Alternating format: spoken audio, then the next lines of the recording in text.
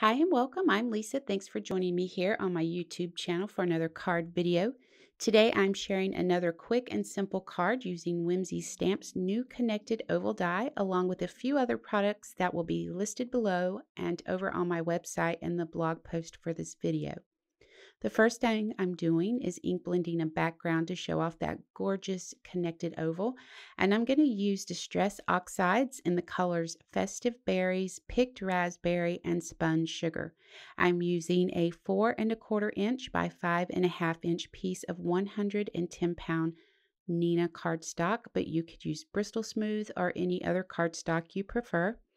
Now I'm starting with the Festive Berries ink, and I've loaded my blender brush, and I'm going to start applying the ink, and as I move towards the center of the paper, I'm lightening the pressure to fade the ink out. I'm going to repeat that a few times until I get the coverage I want. I'm going to come in with the Picked Raspberry ink and start where I left off with the Festive Berries. I'm going to blend the two colors together and then continue to lighten that pressure so the ink fades out as I move towards the end of the cardstock.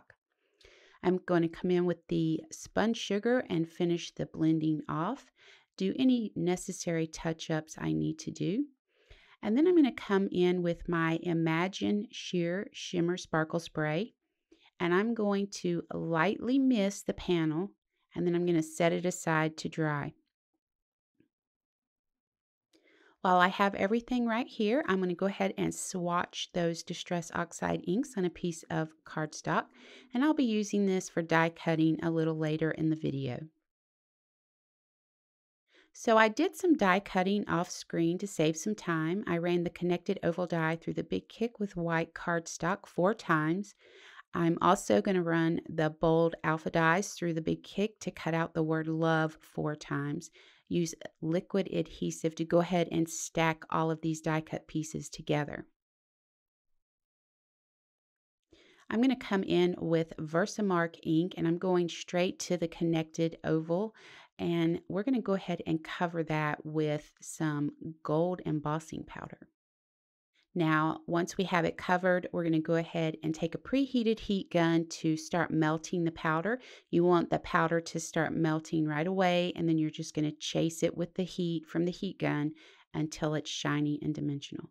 I'm going to repeat that step one more time because I really like the look, the smooth look you get from embossing 2 or 3 times. So I have the swatches of ink from earlier, and I'm just going to run those through my sidekick with the heart dies from the Whimsy Stamps Baby Animals Coordinating Dies. Now these little hearts have come in handy this Valentine's. I've used them quite a bit. So I used some liquid adhesive and went ahead and adhered my panel to a card base and went ahead and added the connected oval die and put the word love down to realize it was upside down. So I just trimmed the panel down and then went ahead and put some more liquid adhesive on the back of it. And now I'm going to center it on a new card base. Blooper. Okay.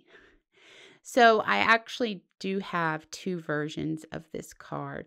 Now I did go ahead and add the little hearts with the mounting foam dots and just place them around the word love and that oval. Funny thing is I ended up liking the upside down version better than the right side up version. Okay, so let me know which one you like better, the upside down version or the right side up version in the comments below. So I do believe that brings us to the end of this video. I hope you enjoyed joining me and that you were inspired enough to head into your crafty space and create something amazing today.